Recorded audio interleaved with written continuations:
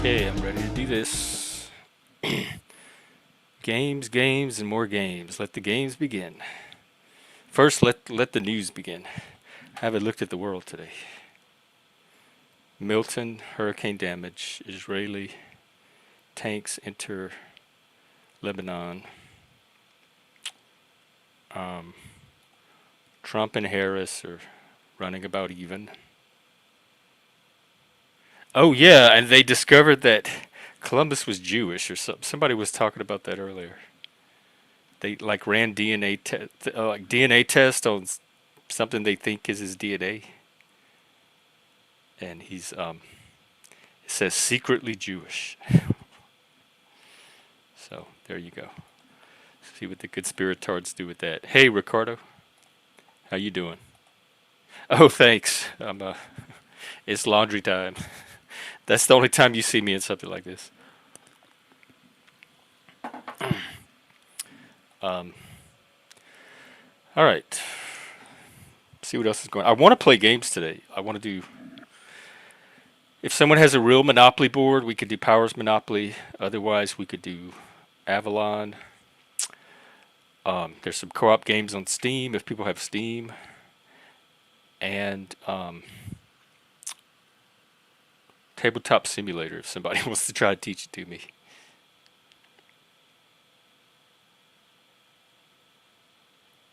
Systemic racism is an unfalsifiable theory. Oh yeah, I did a chat GPT. I had a whole conversation with GPT this morning on implicit bias, and I posted the link. I think it pretty much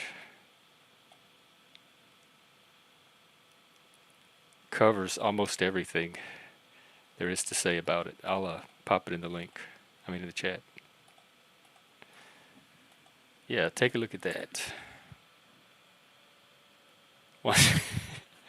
You know, I lived a block from the Liberace Museum in Vegas. You could walk to it from my house. I never went once. It was in the same. It was in the same. In Vegas, everything is in the strip malls, the shopping centers. It was in the same shopping center as one of the gay bars. This is panel time.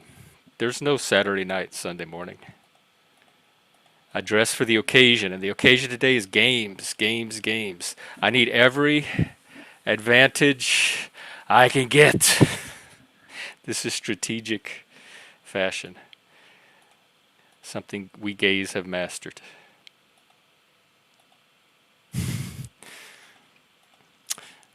All right, all right. Ball gag. I take you very seriously when it comes to fashion.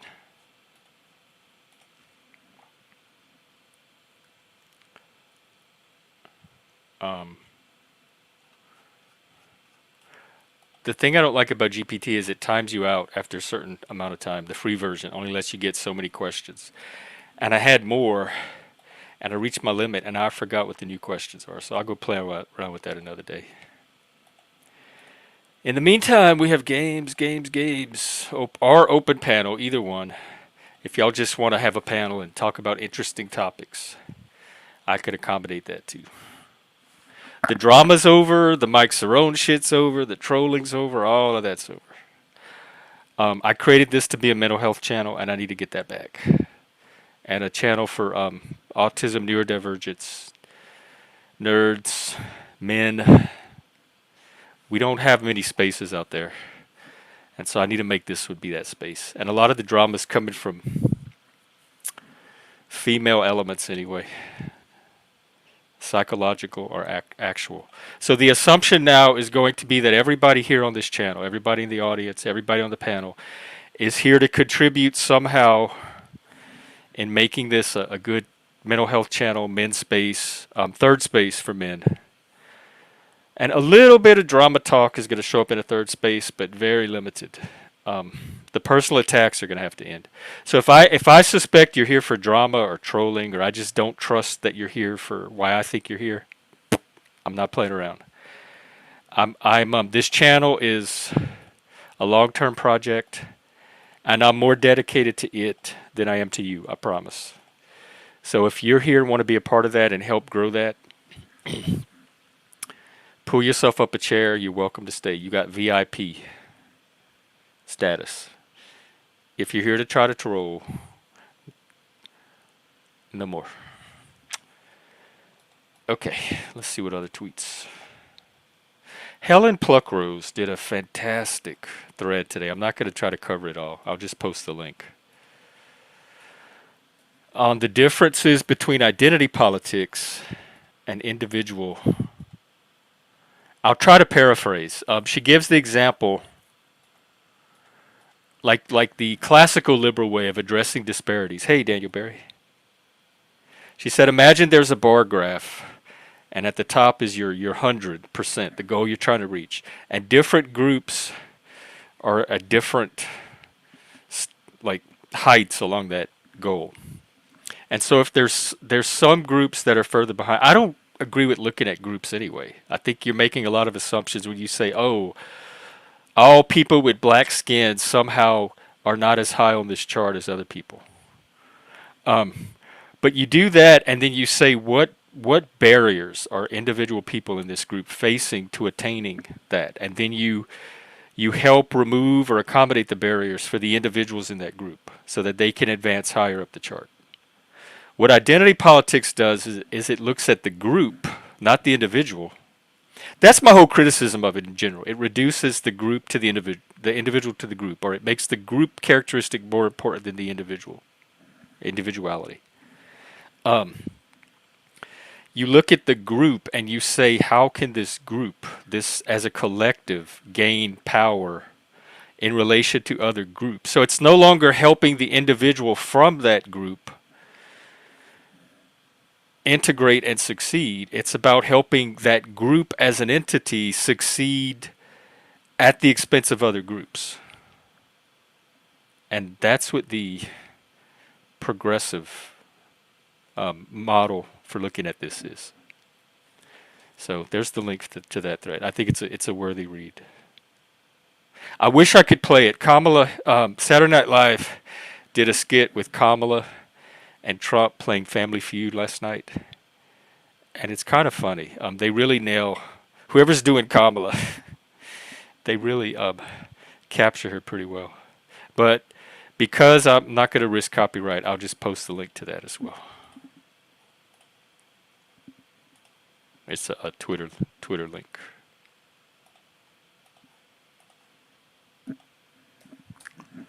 All right, there you go.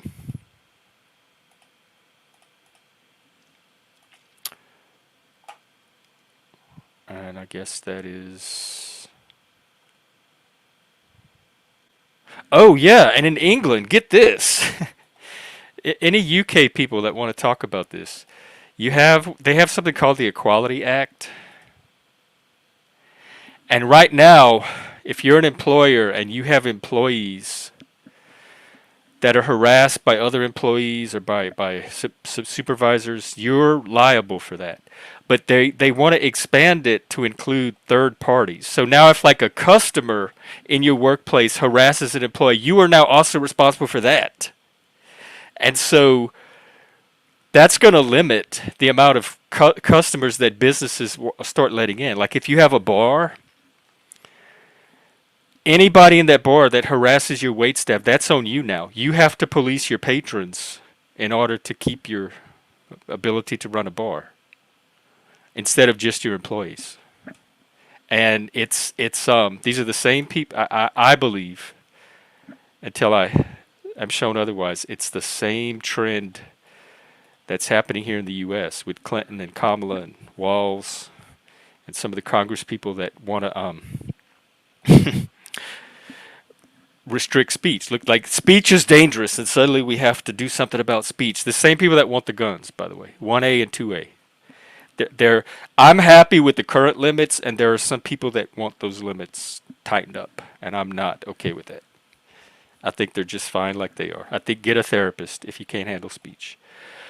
Many games going on. This is the panelverse. But as far as board games, I'm open for anything. I'm just saying if it's going to be Monopoly, it's going to be Powers Monopoly, not that app game. And we need a board game. We need somebody with an actual Monopoly game that doesn't mind sitting out so they can be the banker and just move the pieces around.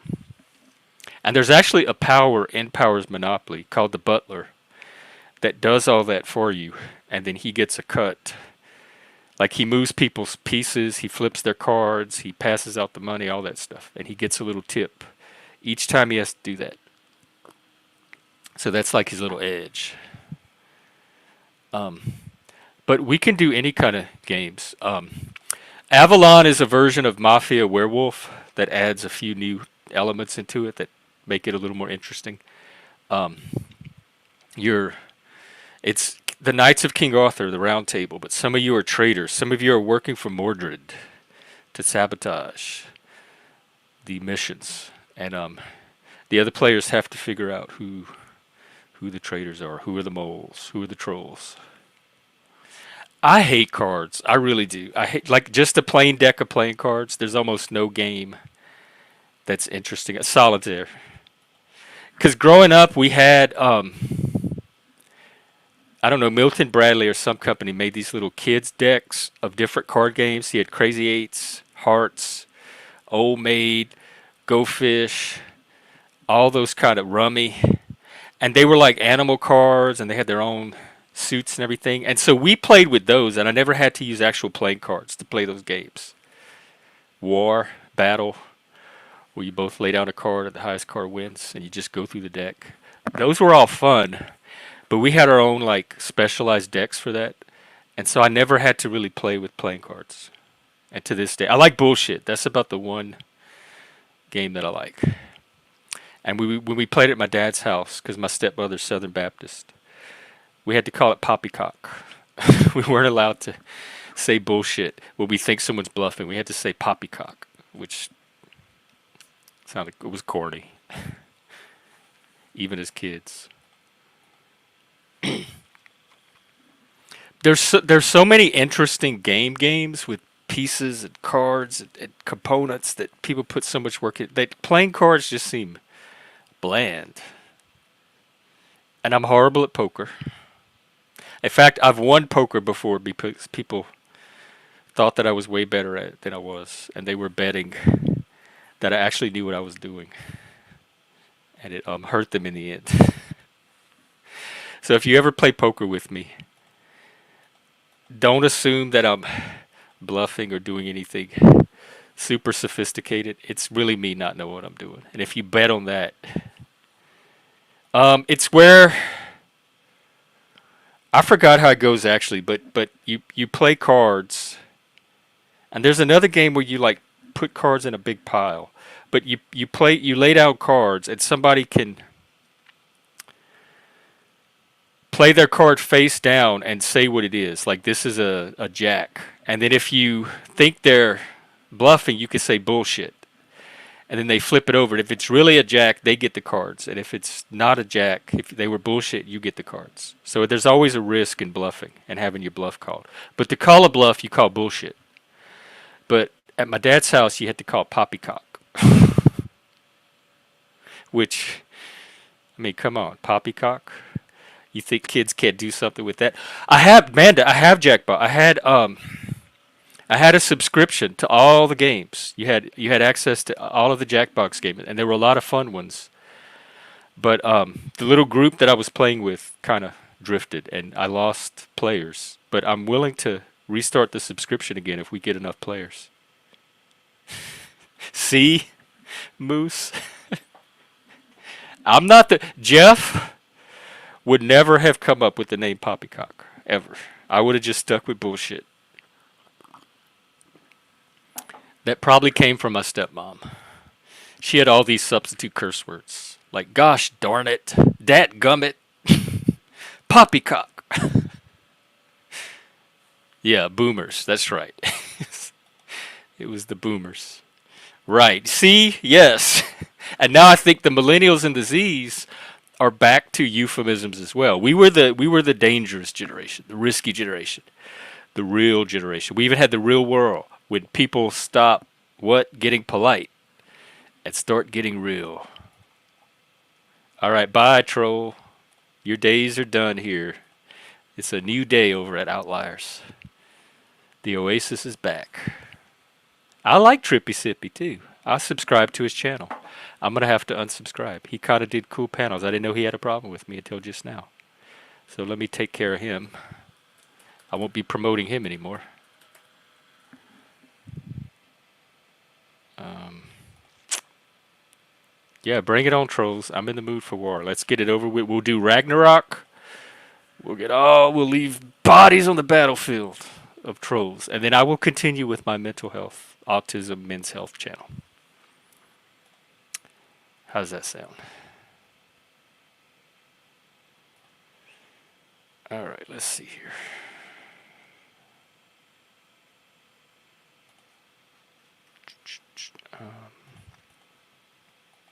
Fake swearing. Oh, I'm sorry, Moose. I forgot. I'm not used to having my wrenches, honestly. They're usually not around, so I'm used to having to do it all myself. I will give you the next crack. And you know what? If I don't, then go ahead and wrench me. Like, time me out or something. It'll delete my comments, but oh well. I don't make many of them anyway. Because I want my mods to practice being the demon trolls that I know they could be.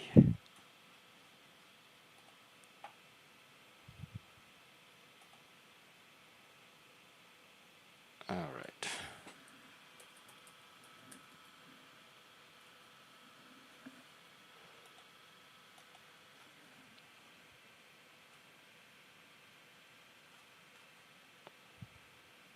TrippyCast, is that the same as Trippy Sippy? I don't want to penalize TrippyCast if it's not the same person. That's who I was thinking it was. Well, yeah, Moose, money's tight here too, and I would like to change that. I still feel like if we all put our heads together, there's potential here. We could figure out something. Like maybe look at how other channels are doing it. And you know what I'll do? I'll get the AI to help me. I'll do an AI conversation to help me strategize some ways to get this channel funded so we can keep it going. What would really be nice if there was like a benefactor that had a grant to give to support some mental health venture. Because it's probably not hard to believe, but the people that come here, that show up here for mental health support, they are a very underserved population. If those same people were to go to the public mental health system or even private therapists or agencies or organizations, I feel comfortable saying they're probably not going to get quite the same thing that they get here. And so I think I have something to offer a very specific population that's not being served by the current system. Men, autistic people, neurodivergent people, gifted people, misfits, outsiders, outliers, people that fall outside the curve. The system is made for the curve. Somebody that wants to help support something that is able to serve that population. I have a lot of experience with it. And I think that the people on here do as well. I think we could put together a good little peer team that could provide something worthy to the people that need it. The problem with that is then a lot of times they come with strings attached. And then I don't have as much creative freedom. I'd like to find a way to self-fund it, like self-generate the income it needs to keep it going. And that's not a lot, by the way. I just need to be able to keep myself alive, have some money to put back into the channel, upgrade equipment, upgrade the services, etc. Maybe do promotions, some marketing, some distribution. But like I said, it's a long game. I'm willing to grow at a organic pace. Oh, hey, UT. Good. That's what I'm trying to keep it doing. And it's a disservice to the people that come here for that to have it hijacked with all of this toxic drama. There's plenty of other channels for that. So if we can keep this the sanctuary. Oh, I can't wait for this, not loss. And merch, that's another. You've all thought of some great merch, some great t-shirt slogans. So that's all possible too. I just don't know how to get any of that going. I'm very good at what's in my attention tunnel, and I'm not good at the rest of the stuff. And that's common with monotropism and neurodivergence. So I think if we all find what our strengths are, like our zone of strength that we really good at hyper focusing on, we could combine that to make a good team. It's like putting together a band or like a party in Dungeons and Dragons where you want a good balance of character classes and equipment and skill sets. I think we could take this somewhere. Okay, you have me on tenterhooks, not loss. Um, life is life. It is. And it's also because we're humans and we have that kind of subjectivity to us. It's also what we make it. We have some ability to make it a story. I was watching a video on the history of rock, and they were talking about Timothy Leary and the psychedelic experience. Hey, Axis. And he kind of divided life into three categories. You have suffering, like a state of suffering. Your bad health, poverty, disability, trolls, whatever your source of suffering is in your life. And then you have a state of just ordinary life. It's without suffering, but there's not anything remarkable going on in it either. And then you have a state of like transcendence or elation or heightened reality where it's qualitatively a superior experience than ordinary life. And rock and drugs were one of the things, and sex too, that people of that generation found that could take them above that ordinary reality. And because the Buddhists, the Marxists, they see two states. They see suffering and absence of suffering. So their goal is to not suffer, to move out of the state of suffering into the state of not suffering. I think what rock does, what Gen X, what certain spiritual paths do, is it provides a vision of transcendence. So you get a third state. You have suffering, not suffering, and then some positive state to kind of aim for that brings rewards above and beyond ordinary life. And I think without that transcendent vision, I think that's what a lot of people turn to religion for, art, movies, music, YouTube, things like this. You're kind of left with the goal. Like I find that with the woke, their goal is not to get everybody to some new place that transcends all of this. It's to get people out of the state of suffering, the people that are currently being oppressed, to get them out of that state. But they don't offer any alternative vision once that state's achieved. It's just a boring, mediocre world of people not suffering, like kind of bland sameness. And they don't offer, Marxism doesn't offer any transcendent vision. And I think that's what some of the Western classical liberal traditions can offer. Romanticism, Satanism, philosophy. Yeah, Axis, we've been trying to get a game. It's just getting everybody to commit. My superpower has always been, I find commitment so easy because I'm intrinsically motivated. So if somebody's like, let's do a D&D game, or let's do Monopoly, or let's go hiking or camping or do this or that thing, I'm like, yes, I'm in. I'm committed because I want to do that thing. I'm excited for the reward I'm going to get out of doing that thing.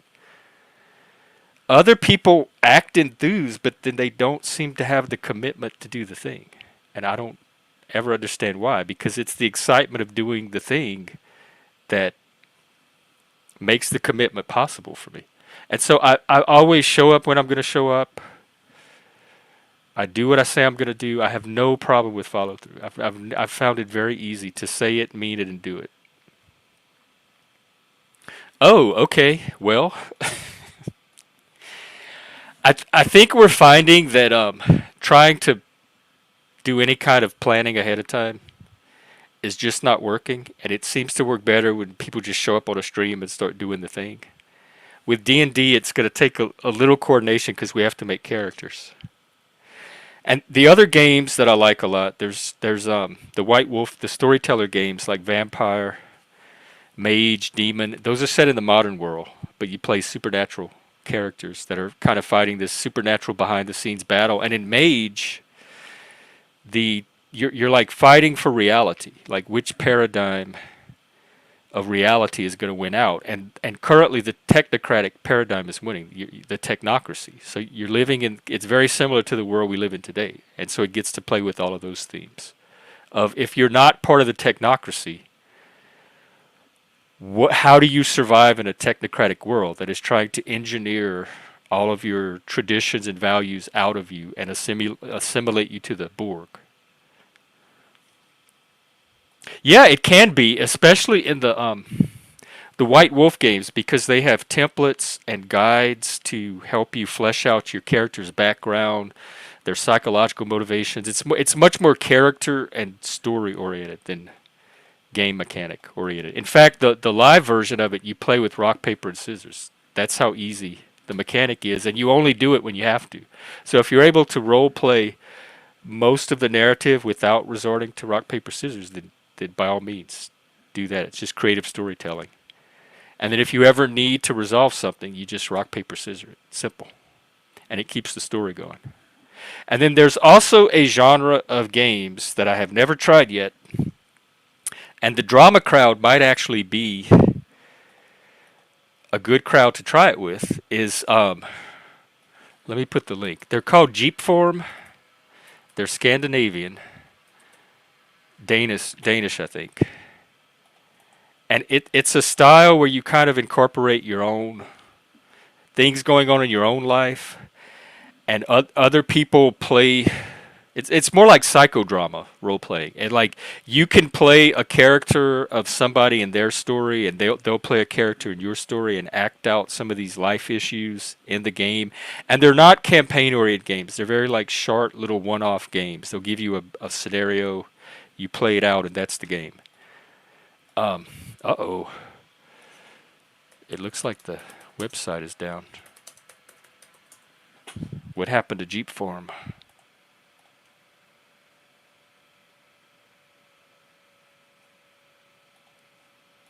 All right, here it is. It's a cross between tabletop and kind of role playing, live action. That's what LARPing is. When people talk about their LARPing, it stands for live action role playing, and it's what some Dungeon Dragon players used to do. We used to play live games out in the yard and act out the game instead of playing around a table. And then Vampire and the Storyteller System published actual game books on how to run a LARP game using their universe. And so that's where the term LARPing comes from. It comes from role playing.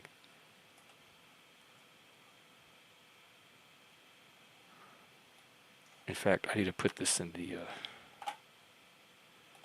Discord as well.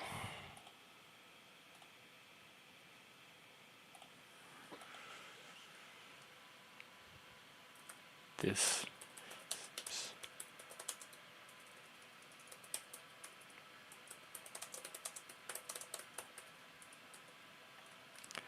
All right. Okay. Yeah, I love the game.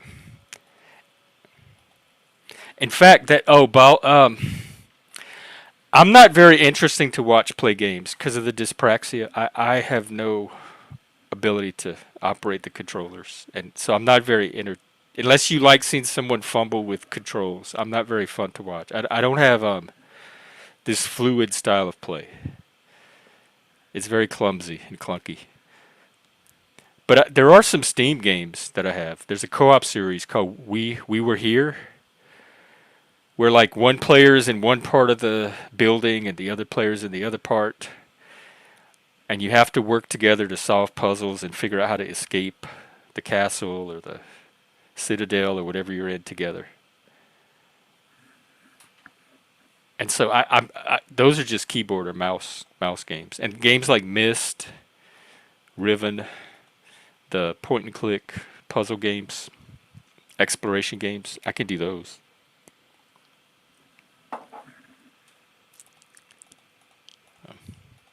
Gaming is great for socializing, meeting people. I used to run board game groups, and in fact, when I first The first year I was in Seattle, I was downtown, and there were a lot of transplants downtown, and it felt normal. It wasn't as much of that Seattle weirdness. But then a year later, I moved to the woke neighborhood, and I there was a gaming store there, and they had a game day every weekend, and I would show up, and I did that for like over a year, and that is how I met like the few friends I had in Seattle. Like my Seattle social life started from board gaming. That was kind of the key to interfacing with the people up here, and so I love board gaming as a community building slash social activity. Oh, okay. Is it on Steam? Growing up, I was the DM growing up. I grew up with the first edition D&D. They had the basic set, and then they had AD&D, the original books. I still have them. And in fact, first edition AD&D is still one of my favorite game systems because of the nostalgia and the nerdiness of it. Like the modules were just so fun and cool back then. But I was the one that all my friends came to DM because I was just they thought I was really good at it. And so I hardly ever got to play as a player. I was always the one running the games. My player to DM experience is probably 90 to 10 at least. All right, I'm seeing if Steam has Baldur's Gate. If you think I could pull it off with a mouse, do they have like a free demo version where I could maybe test it out on stream to see if it's worth the investment? Because that's from Forgotten Realms, I believe. It was a Dungeons and Dragons world. Baldur's Gate 3, they do have it. Content not appropriate for all ages. That makes me want it even more.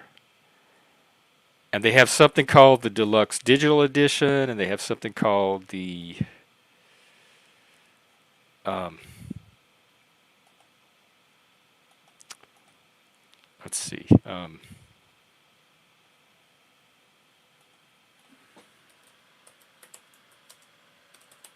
I don't know which edition to get. The Enhanced Edition, the Digital Deluxe. How much is it? Oh, the Digital Deluxe is $10. That seems like a steal. Baldur's Gate itself is $60. That does not seem like a steal. Ooh, I want to play already.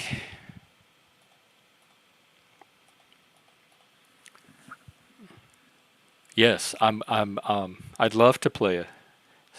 Oh, actually, a few months ago, my D&D group talked me into trying a game called Gloomhaven, where we all like go in the dungeon together, and it was hard. It was so hard to kill these monsters because we didn't strategize very well as a team. It was like a lot of chaos.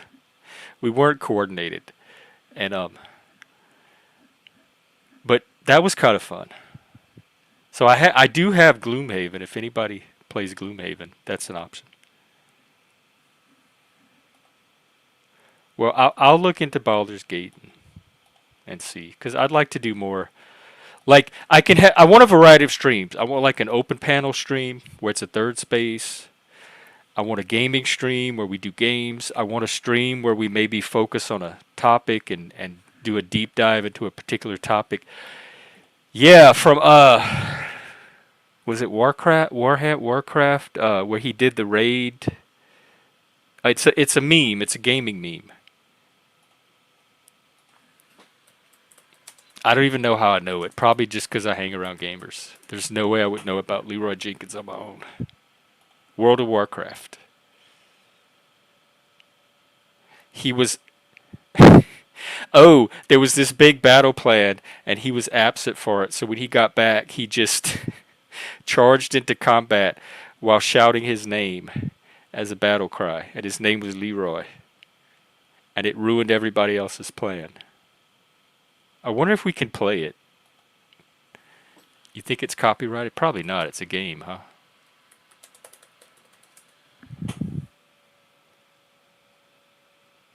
Here, I found Leroy Jenkins. I wonder if the music's copyrighted.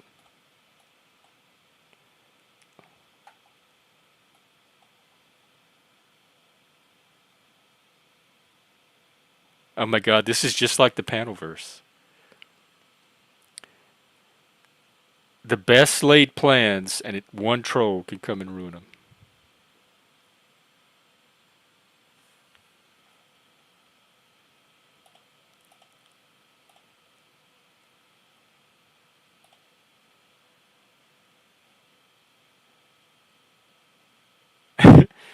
Here, I'll drop the link. It's very gamer nerdy.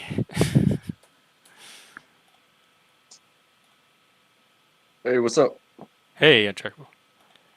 I'm watching the Leroy Jenkins video. Yeah, it was been a while, but my buddy showed me that because we game a lot, and sometimes you're working on this mission, and each time you fail, you get set back, and you sit there for a little bit before you initiate and you plan and stuff like this. But every once in a while, like maybe you've been on the game too long and you just get frustrated, and you already kind of see a mistake that's going to set you back again, and there's always somebody that just abandons hope and just runs. They Why do either they run do away like completely or they run in head first like Leroy Jenkins. We've done it. that happened in my Gloomhaven game? Because every time you go through a new door, it activates all the monsters in the new room, and the guide was saying, "Don't go through that door." And as he was saying it, my friend was opening the door to see what was in it, and all of a sudden we had like 10 new monsters that we had to fight all at once because he opened that damn door. It's people that, and I'm guilty of this too. I guess just not during a game, but people that act on impulse, spontaneously, even though there's a plan. They get some little hair in their head, and then they try this move that's outside of the plan. Stick to the plan. It's kind of funny because it kind of goes along with this video I saw where this girl, I guess it's like TikTok style, so she's going through the motions, right? And she's listening to instructions on like how to fix something, but it's basically a USB adapter plugged into a wall with the USB cord in it. And the instructions say, you're going to want to locate the black cord. So she locates the black cord, she pulls it out. And then the instructions say, and do not remove the black cord. And so she gets like the whoops face. She puts it back in. And he says, and for the love of God, if you were dumb and you remove the cord, do not reinsert the cord. Why don't they tell people this ahead of time? Like that's poor communication on their part. I would put those warnings before the instructions. Right, but it's a joke because sometimes instructions are like that, but Oh sometimes yeah. people need to like read the full page. Like if you have a book putting furniture together and it's like page 1, once you complete this, then look at page 2. You know what I mean? But Yeah. if you go too far on step 1 on page 1, you might have just fucked up page 6. Yeah. Yeah. You're right. And also too with games that where it's like choose your own adventure, it's always going to end the same way kind of, but how you get to the end. Whereas, like a game like Red Dead Redemption gives you like a good guy, bad guy rating, and it can affect um, your interactions within the game just by having that rating. So, like if you choose to kill somebody that you didn't really have to, or if you let somebody go, it affects your rating. And then when you go into actual missions later, like the bad guy's gonna, they might give you a harder time or you're more noticeable because you're wanted or some shit. Whereas the good guy can kind of smile and slick by. So like the outcome of the game changes depending on what you do as a character, like your morality. Yeah, yeah, like a morality code. It may not change like the story itself, but um, whether you go hard and are liked, or go hard and are hated, or whether you take it smooth and calculated, and you know you get to smile at the end rather than going down in a blaze of glory. Yeah.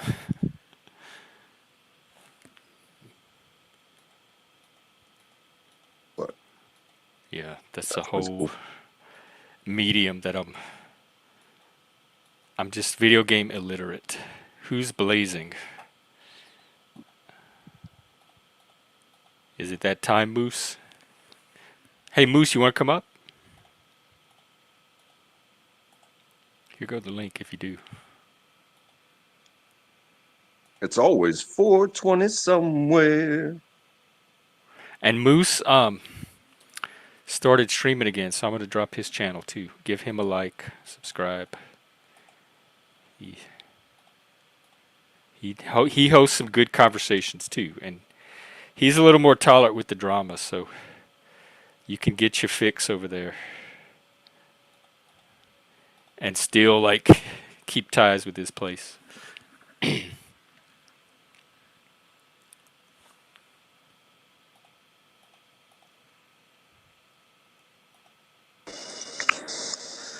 What's up? Yeah, welcome. Are you still working?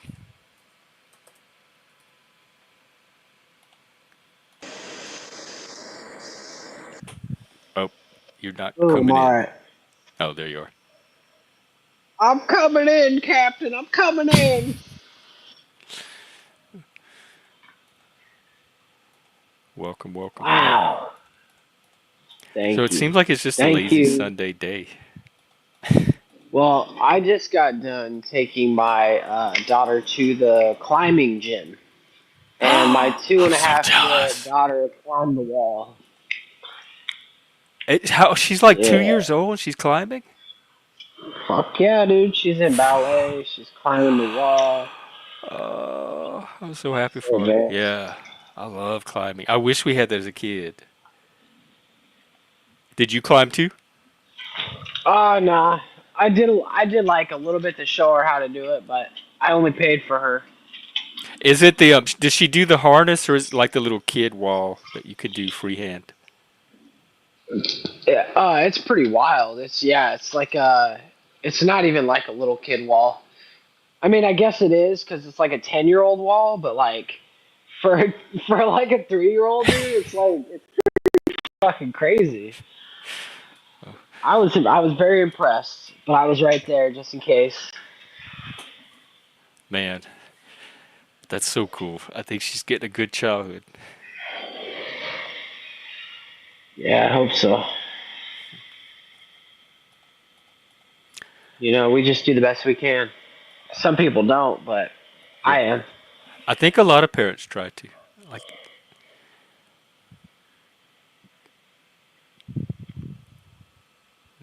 would you have anything going on today? Um, Not really. I'm making some marinated uh steak tips. Damn. So yeah. I mean, other than that, I mean, I'm done for the day. I've already been to work. I did an hour long stream. We got some drama in there. Um, I don't know. Little Nobody's bit. ever It was more like drama tease with no actual drama because they they like drama to light. spread stories without receipts. Like that's just poor trolling. Snafu does it all the time. Yeah, it's snafu level. That's a good comparison. It's snafu level trolling.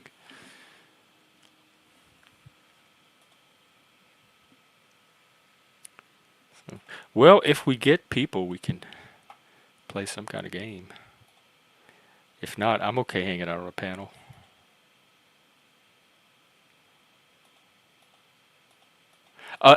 Are you still interested in D&D? Axis Ratblood said he would play.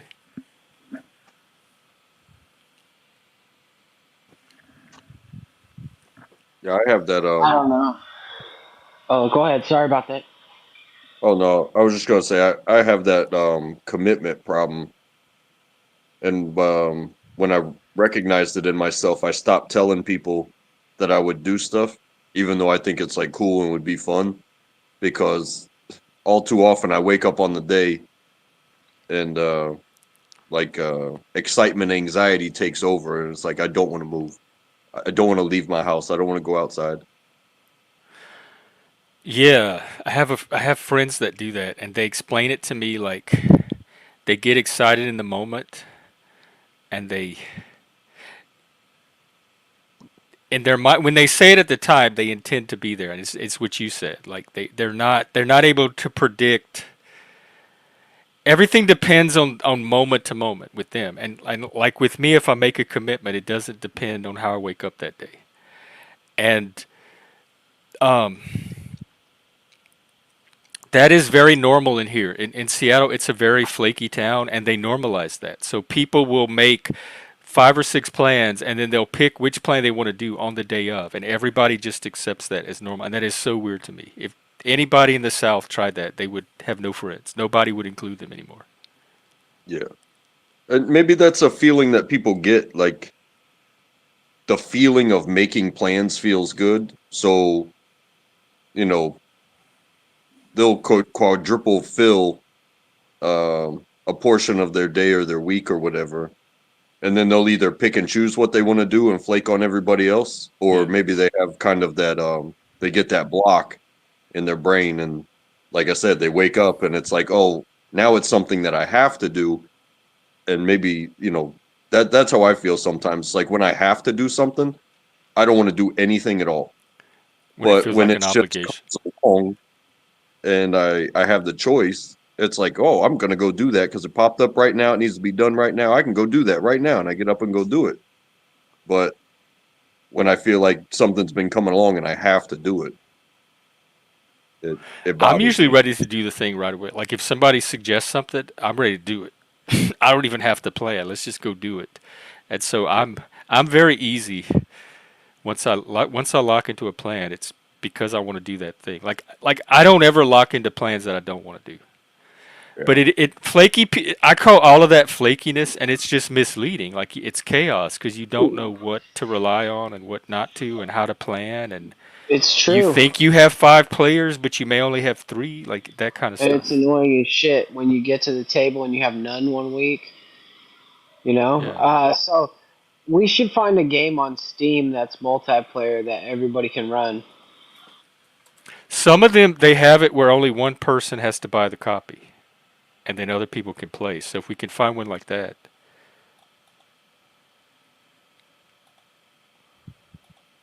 Does Steam go through consoles, or is it like Oh, its own browser. thing? Browser. Well, it no. There's a Steam app you download, so the Steam store and everything is in the browser, and then they have a Steam app that you download, and when you open up a game, it opens up the app and starts the game inside the app. So like the Xbox, you can put apps on there. Like I got the YouTube app and all the streaming apps and stuff. It would. Nah, I don't think you can do it like that. Oh, It's okay. got to be a PC. Oh, okay. Yeah, I And don't. also sometimes the game, if like somebody's playing on a Mac and another person's playing on a window, the games are not always compatible. Some of them are, some of them aren't. Hey, Puffy, we haven't seen you in a while. What's up?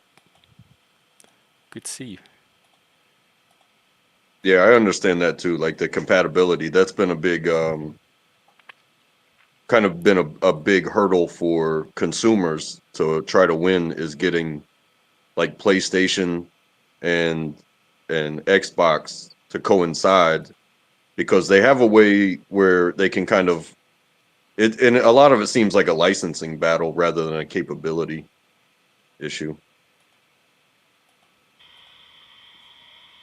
Well, that, and then, like, imagine if you and another person that you play a game with, right? And one person has an Xbox and one person has a computer, then like it doesn't it doesn't make them both buy like the Xbox. So Xbox wants to hold on to that so they can make you buy an Xbox, and Sony wants to hold on to theirs too. Yeah, but I mean, you have these. Well, for instance, like I play the racing game Forza Motorsport, and that's Oh yeah, Xbox that's badass. exclusive.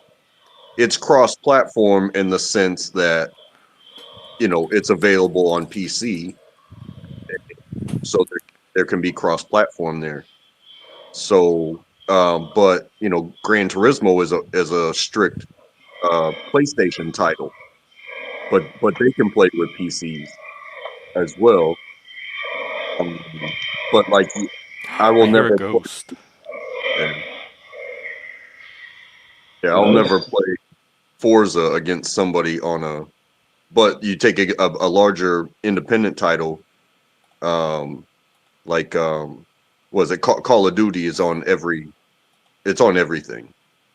So if these companies can come to agreement to get more people playing because I mean, you both get the numbers if it's cross-platform, and it's more people available to play, so the game doesn't get boring because this one or that one isn't attracting so many people. But yeah, it it's a thing.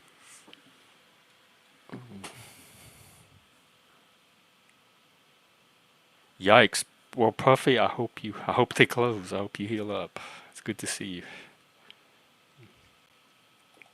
Okay, cool. That's what, Central Time? Okay, I'll keep that in mind. That helps. It helps a little bit with coordination, believe it or not, knowing when everyone's available.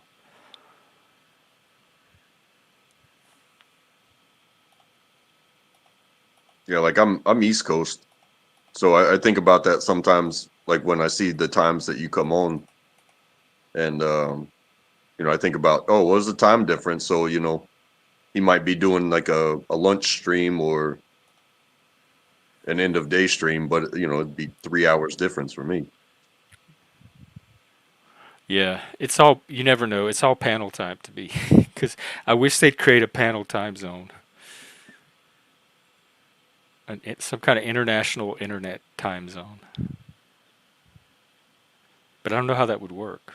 Like this will happen at 8 o'clock internet time, and everybody, no matter where they are in the world, would know what that is.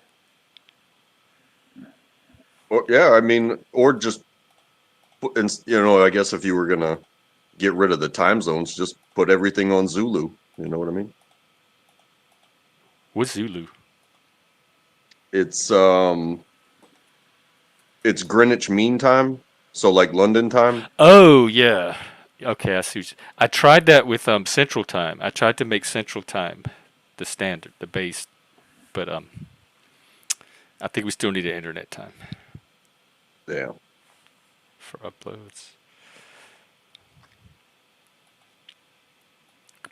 and it's tough. When you think about it, even from what I've seen, like if you want to, this is how it Panelverse can kind of become addicting, is because regardless of what your schedule is like and when you're available to visit places, um, you're always gonna run into somebody live, but how you're feeling at that time frame when you're available, it just might not be the stream to pull up to. Oh yeah, and the amount of time people spend on here, like I'll do 5 or 6 hour streams, and people will hang out here, and it'll be like 2 in the morning, and then I'll like wake up a few hours later, and those same people are on other streams. Like they just go from stream to stream to stream. Do they ever sleep? It's just 24 hour. It's like Vegas. It's like a big 24 hour collection of social settings, and I don't think people ever leave them. Yeah, I went Like, hard one time, and this was on one channel that was trying to make the 24-hour thing work. And I think it was like there was flows of people coming in and out, but I think three of us, except for maybe a few hours of actually handling real life business each, we probably did it for almost 40 hours. Like it was an entire weekend of me just staring at my phone and chatting with people. wow. Did you did you get anything out of it? Like, did it feel like time well spent when it was over? I felt like that was one, especially for the place that it was. it was one of the most peaceful streams. The two other people that I was with, older gentlemen, very calm gentlemen, one British guy, um, and man, we were just chit chatting about life and politics and police and just things we see and like I said, every once in a while, that time of day would happen and the room would fill up and things would do their thing, and then another night goes by and we're watching, drunk people fall off, people that got shit to do, people on the other side of the world, like Australia, they're opposite time from us, and we would just kind of, hey, so what do you guys want to talk about now? It's like none of us were sleeping. um I think I had been drinking when it started, but I ran out of beer and switched to water. And next thing you know, I've got water and caffeine for 3 days, and I'm not sleeping. Oh my god, that's how AOL used to be. I guess that's how this is. Yeah, just like when do these people ever sleep? I see every single YouTube I pull up. I see the same people. I But then will tell I'm you one of this. them too. But I will tell you this. By the time you know, I bowed out of that, got something to eat, and I felt my. I think it might have been like Sunday night. So it was like all day Friday, all day Saturday, and probably most of Sunday. And well, I would say the second half of Friday, maybe the evening, all day Saturday, and all day, Saturday night into Sunday. And when I finally ate something and laid down, it was probably 6 o'clock in the evening on Sunday. I was so jittery and sleep deprived that I almost couldn't go to sleep. Like I turned off the electronics, turned off the lights, and I'm laying there, and I could still feel my eyes twitching and my brain going with conversations that aren't existing anymore. And it was so it was like a check yourself moment, because yeah, it was fun, but it was completely unnecessary, and it was a mind fuck because it's not like I'm using my body and exercising and whistling while I'm working. I'm just sitting here talking to people for 40 fucking hours. It's crazy. Yeah, but I guess there's a reason we do it. It's we're social creatures.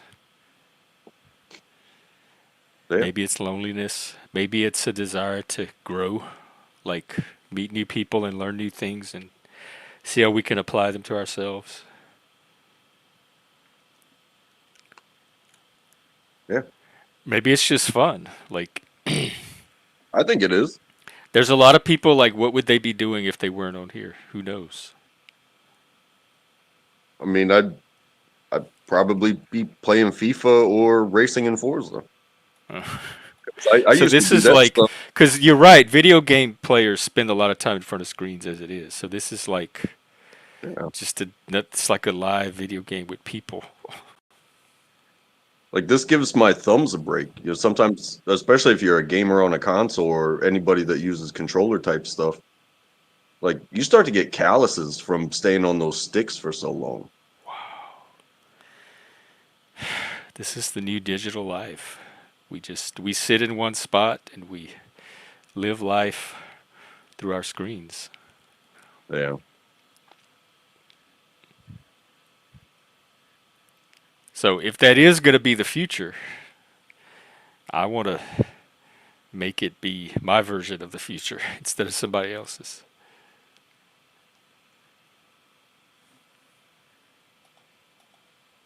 Yeah, no, and still, I guess some of the best advice, and that's why it lasts so long, is stuff like all things in moderation.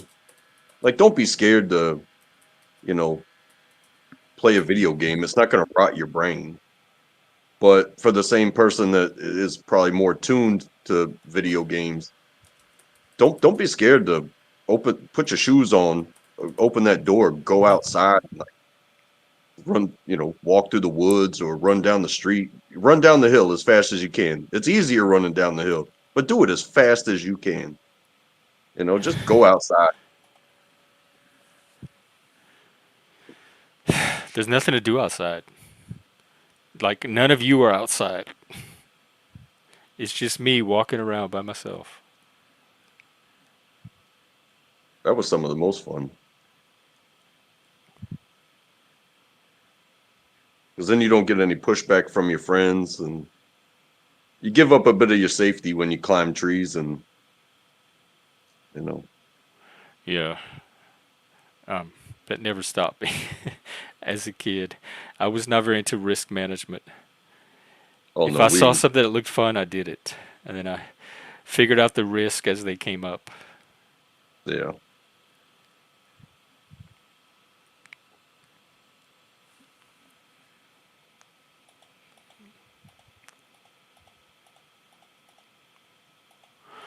Well, this might end up being another lazy Sunday. I'm doing my part. I'm here. I have it open. And I'm just chilling. I thought we were going to go watch the football game today, Oh, but who's playing? um, I don't know who the Panthers are playing, but we pull for the Panthers, Who are the Panthers? the Carolina Panthers. Oh, is it north or south? They represent both, but Oh, okay. they're out of Charlotte. I didn't know. Are there other teams that do multiple states? I didn't know they did that. They're playing the Falcons, Atlanta Um, Falcons. I think yeah, I would say because one, we didn't always have a team, so it was like if you live in North or South Carolina, like you either brought your team from someplace else, or what's the closest game that you could actually go to, and that'd either be like the Redskins or the Falcons down in Georgia. But you also have a team like I guess like Kansas City. Oh, where it's kind of Missouri and Kansas. Yeah, because Kansas City I mean, it's a border city, Yeah. just like Charlotte is. Charlotte, there's a theme park in Charlotte called Carowinds. It's Paramount Park, I think. And there's a spot on the park where they have this metal circle planted into the pavement, and that's where you can straddle the border. You can be in North and South Carolina at the same time. Oh, so Charlotte is on the border? Yes. Oh, Now I didn't know. it's the largest city in North Carolina, but it's not the capital. But yeah, Riley's the it's capital. it's so sprawling that you know I'm sure there's people that live in South Carolina for their own reasons and commute to Charlotte. I went to Charlotte in the early '90s with the Fred. I remember we were there for like a day. Um, but I don't really have a sense of where it is on the map. It's I would say in the western part of the central region, and it's right on the border of Of South South Carolina. Carolina. Yeah, I like it. It's a good city. I don't think I would ever want to live there, and I hear their suburbs are expensive as crazy. But every time I visited, had a good time. Been to a couple Panthers games. Been to some minor league baseball games up there. Good times. Yeah, North Carolina was beautiful. It's probably one of my favorite states, in Utah.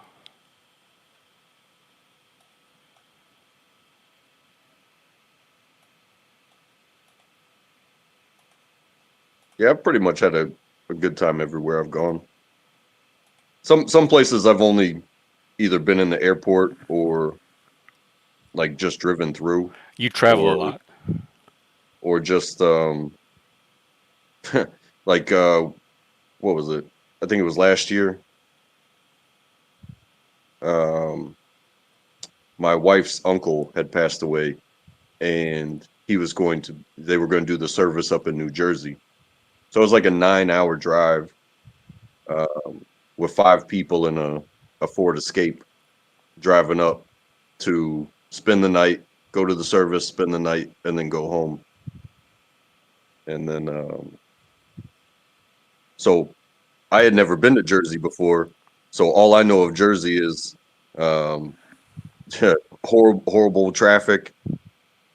Um, I thought the people in North Carolina drove like it was NASCAR because they like want to go fast, but the people in Jersey drive like it's NASCAR, as in they will take every inch they can get to get in front of you or to get where they need to get going. There's plenty of crashes just getting up there. Um, but other than that, it was a city like any other.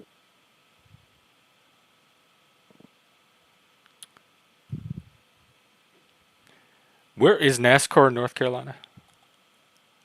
Yeah, they have NASCAR down here The big. in Charlotte. They have other tracks though too, right? I went to one. I just don't remember where it was. Does Yeah, Alabama or Florida have one? but they are all over Texas, California. Um, what is it? I think Connect. I don't know if All it's right, here we go. Connecticut or List of NAS. got some. Talladega. Maybe that's the one. Oh my God, they have a ton of them. Oh yeah, they're everywhere. Yeah, I think it was Talladega in Alabama. That's the one I went to. I still haven't been to a race, so that's one of those. That's one of those things where, like, if I committed to it and bought the tickets, I would not shy away from going to a You would race. commit. Money has a way of doing that too. Maybe I should start making people pay. If you Yeah, say you're gonna play D&D, put in $10, and if you actually show up, you get the $10 back. Maybe that's the way to do it. yeah, Otherwise, it gets forfeited. that'd be funny. Maybe, hey, maybe that's the way sports should work. Like, yeah, I'll give you $500 for this NFL football ticket, but when I show up, I want the seats, I want all the merch, and I want all the food to be included. You know what I mean? Like, give me most of that money back rather than, oh, the date doesn't want to go to the game, and now we're, just out a bunch of money Is that and how the money much it that's costs to see a game now? $500? no. Oh, Most teams, I think you can get in the door in between like 100, 150 all the way. You can go as high as you want, but I've had some pretty decent seats, and they were probably about 200. I think it's crazy to spend $200 for fucking 4 hours of game, but the experience yeah. is unlike anything else. I guess the same with a concert. You you invest in the experience. Yeah. IG, that sounds really cool. We went. I went to the one in Tel. I didn't see a race, but we went. We like parked at the place and got out and walked around and looked at it. It was huge. I just remember how big it was. Oh, right, because they filmed that movie there, didn't they? Talladega Nights. Yeah. And also when you think about it too, like TV makes things look small. Like even it makes players look small, but if it's like, oh, who's that small player on the basketball team? I mean, that dude's probably still 6'2", 6'3". You know what I mean? Is it in person? Do they show up bigger? Like it's easier to Well, yeah, but watch them play. like you said, you visited that racetrack. Like when you watch football or soccer or something like that, that all is a field that fits inside of a quarter mile Olympic track that people run on, right? Whereas you go to some place like Daytona or Talladega or maybe Texas, these tracks are sometimes just over 2 miles long, 2.5 miles long. So you think about how much space that is. Oh wow, cool. I might go. I might watch that one. I forgot about that one. What extra? What did he do as an extra? I can look for him. Just act white. It's pretty Oh, easy. like a white redneck cheering for cars. Sit next to a cooler with some extra large blue blocker shades on in your tank top. No, it's just fun. Yeah, I didn't know that that was shot in Charlotte either, but I will say North Carolina has a pretty strong, um, filming production community.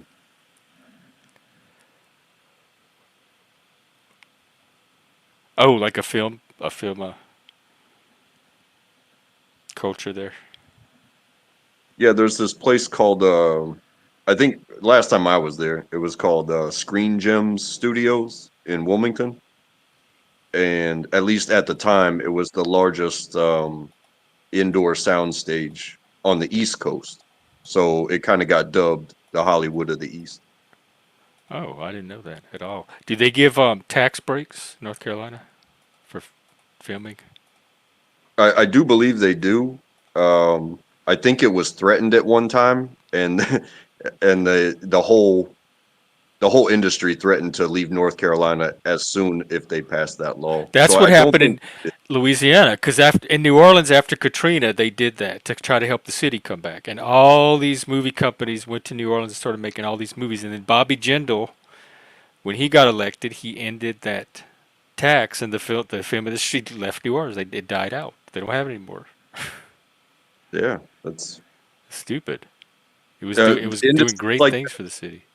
they bring in so much money, so much notoriety. You know, when you look at a movie, it doesn't matter what they're telling you it is. If you've been there and you've seen it, it's like, hey, that's that corner that's downtown in my city. They're trying to tell you, it's Norfolk or something like that, but it's no, that's my city. And I, I got redirected in traffic while they shot this friggin' movie or something like that. It's, you know, and even if it's a tax break, it doesn't mean that the the there's not a lot of business being done, you know. What was the bathroom bill? Is that gender stuff? And the film, like you have to use the bathroom of your gender, and the film industry was going to pull out because of that. I guess the tax incentives were too good. Because film is a business, they're going to go where they can get the best business deal. I'm sure. Yeah.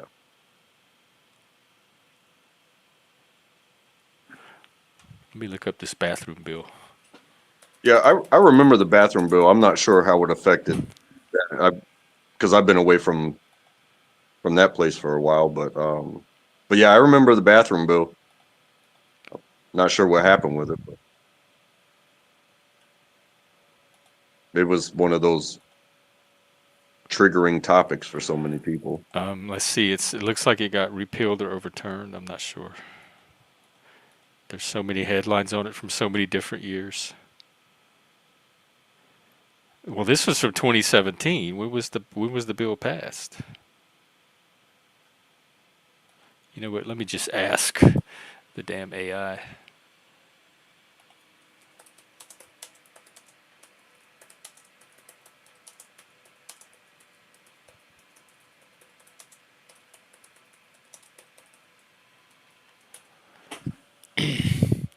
House Bill 2 was 2016. So that was right before Trump. Yeah. It is formally titled the Public Facilities Privacy and Security Act. Individuals to use public bathrooms, showers according to the sex listed on their birth certificate.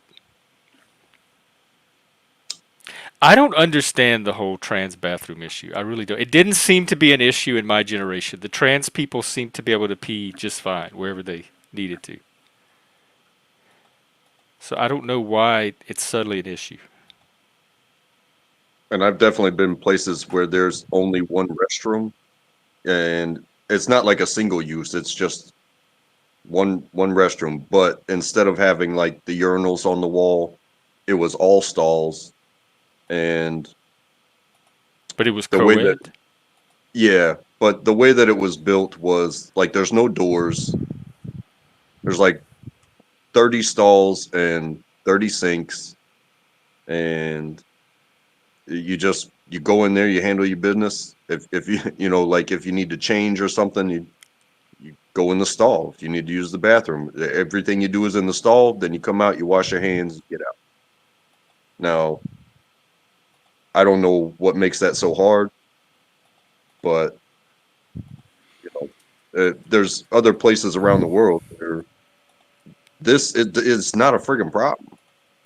It's barely even something to bring up. If you go in the bathroom to use the bathroom, Wait, what? They what let state students go to North. What kind of students study in North Korea? I've never heard of that. We have foreign exchange students in North Korea? I mean, I wouldn't doubt it. I didn't think they let any of us in there. I've seen like travel people, and the guy that I watched, he was like, "Yeah, I had to go kind of a roundabout way because I can't take a direct flight from the U.S. to North Korea, and I can't take a flight from South Korea to North Korea." But I think he went through China and went into North Korea, and he was on like a guided tour, and they wouldn't let him go certain places because clearly they didn't want him to see what really goes on. But everything that he was allowed to see, it made the whole. It was like the city of lights, paradise. Everything's beautiful, great structures, great smiling faces walking the street.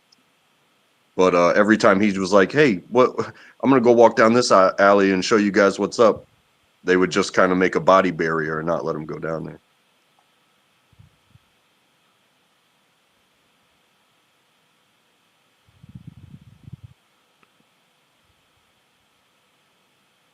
It is very difficult to study in North Korea. The country is closed off to the outside world and information is tightly controlled. There are a few universities in Pyongyang, but they are not open to foreigners.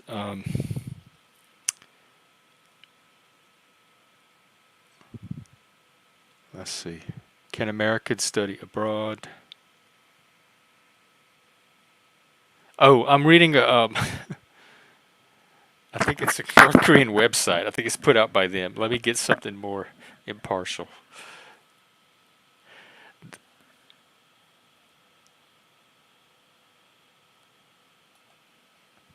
You know what? Let me just go to the AI. It's getting easier than Google.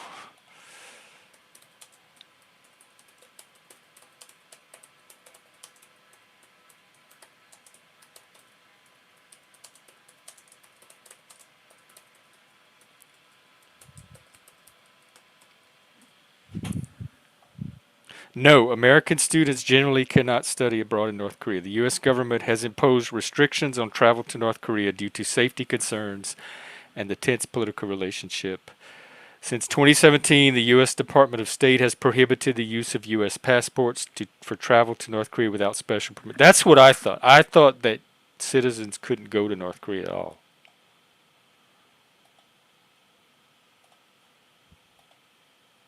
They were each dog.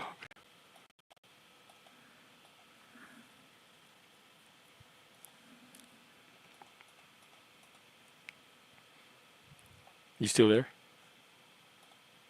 Oh, he might have fallen asleep, like Leggy did.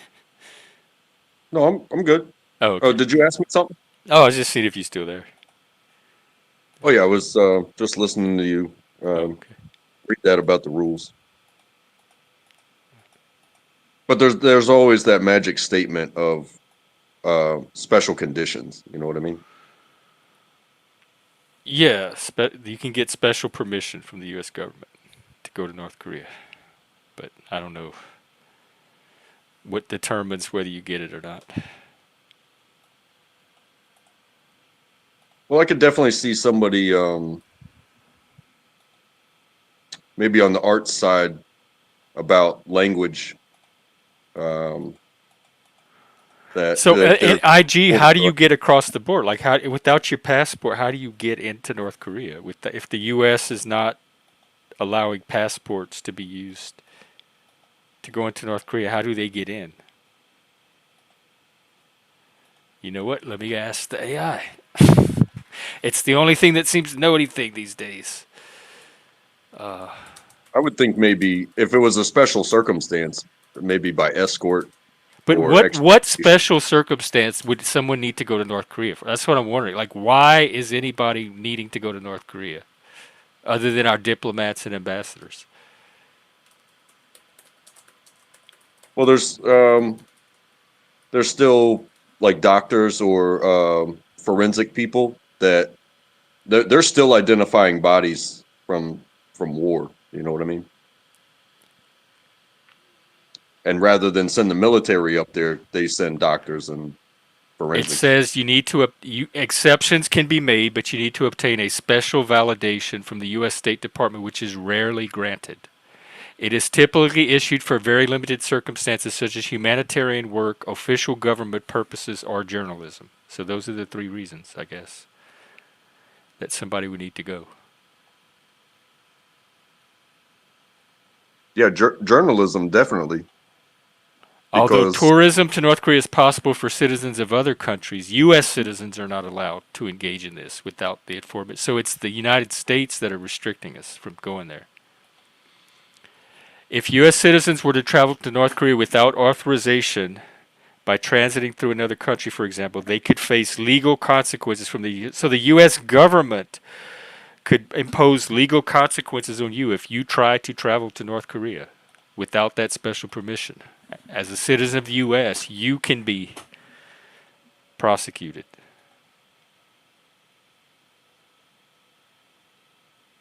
now it was a thing back during war, like the defectors, they would, basically lay down their weapon and walk up to the north and be taken POW, and some of them lived full lives up there. They integrated, learned the language, married, had kids, everything. Um, but as a free citizen, if you wanted to do that, I imagine you have to like go to China and you know get there on public transit or something, and just hold your hands up, turn yourself into the government, and be like, "Hey, I might be American, but like I want to live here." I know, but if you do that, America can then charge you. Like it is illegal for you as an American to do. Even if North Korea lets you, the United States considers what you're doing illegal, and they will prosecute you, or they can. But then they'd have to get me back to prosecute me, and if I told Yeah, the they North, can. We can do that. We got men all over the world. We had Joshua Jones up here. He works for the State Department. He's one of those international cops. And he said the laws are a lot different if you're being arrested outside the U.S. than in the U.S. You don't have all the rights you think you have here. So if Joshua Jones has to go get you in North Korea, it's not going to be a good experience. Yeah, I vaguely do remember that Otto Warmbier. He died. He was a college student who got imprisoned in North Korea. Let's see. He entered as part of a guided tour group on December 2015. He was arrested at the airport. He was convicted of attempting to steal a propaganda poster. Shortly after his sentencing, he suffered a neurological injury and fell into a coma and died. So yeah, I don't like Americans can sit home and commit suicide. Why do they have to go to North Korea to die? Like, why would any sane American want to go to North Korea if they're not doing journalism, if they're not engaging humanitarian aid, and if it's not official government business? Why would any American want to go there? I remember on The Amazing Race one season, they were in South Korea and they got close to the border, and one of the racers like accidentally crossed the line or got close to it, and they had the army, the North Korea people on that side come, and they had to stop filming and everything. It was a big deal what this team was doing. I mean, I'm certainly not suggesting it. Certainly not that. I'm just saying I think if that was in your mind and you wanted to do that, you could make it happen. Oh, you can physically make it happen, but there would be legal consequences from the United States. Just like you can rob a bank, but there's legal consequences if you do. So if you have some burning passion to see North Korea, you can make it happen, but then you pay the consequences, which could be death at the hands of North Korea or charges at the hands of the United States.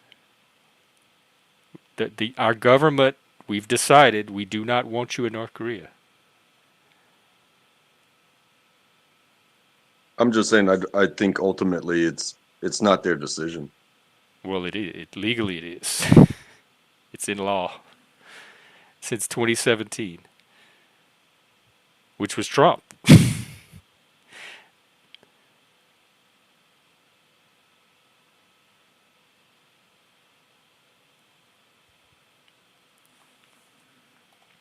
I mean, I hear you. I wonder if there's other cities like that. Or countries. Let me see. Yeah, I would say, like, is Afghanistan one of those places?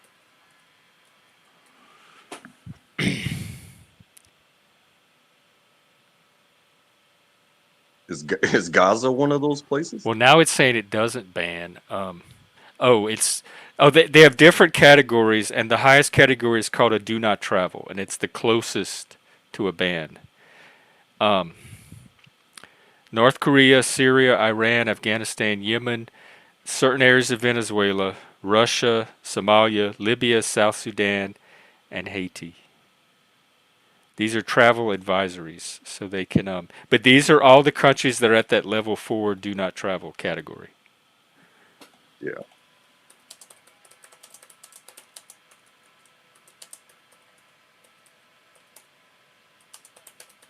I mean, Ukraine's at war now. It's not on that list, right?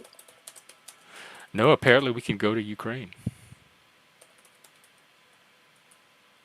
Because I mean, I already know that there's been, I think, at least a handful of Americans that have been killed over there. People that went over there to fight that I've heard stories of.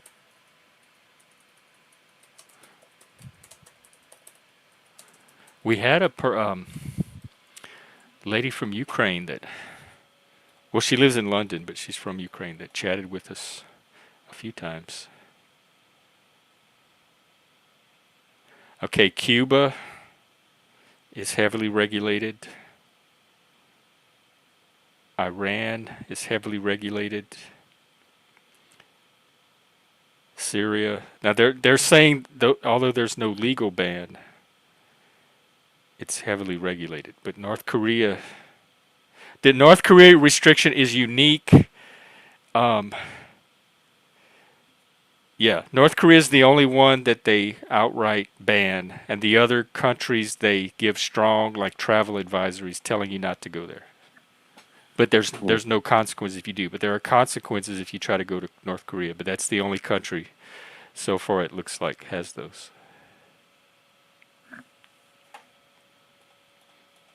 It's a special place.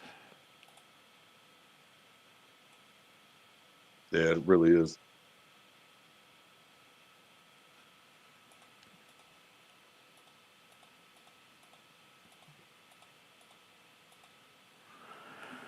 Well, does anyone else want to come up on panel? I might go take a break.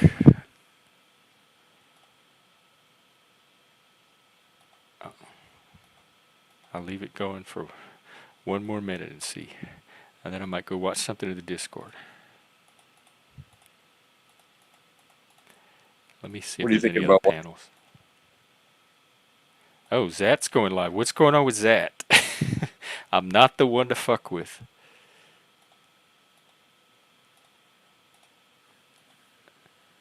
Here's Zat's channel.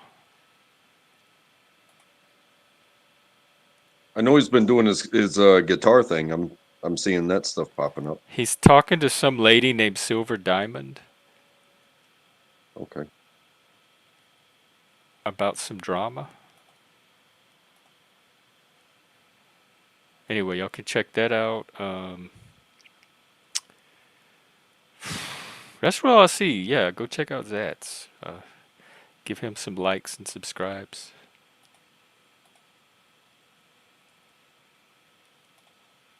So you thinking you're gonna shut it down? I'll head on Yeah, out. there's a little bit much happening today, so I'm gonna take a little break, maybe watch a movie, and Yeah, cool. come back later and see if we can get some more games going. It's Well, Sunday and it's early during the day. This is not my normal streaming time anyway. no, enjoy your lazy Sunday. Well, you too. Maybe we'll see you later. Yeah, thanks for having me as always. See you guys. Oh yeah, thanks for coming up. Absolutely. Anytime. You are you are very much what I'm looking for here. You're a great example of somebody that brings constructive conversation, no drama, and you're here for what I'm trying to make this place be. So I appreciate it very much. And thank you. Um, all right. I guess it's cool for now. If people want to play games later, hit me up in Discord and I'll start a stream.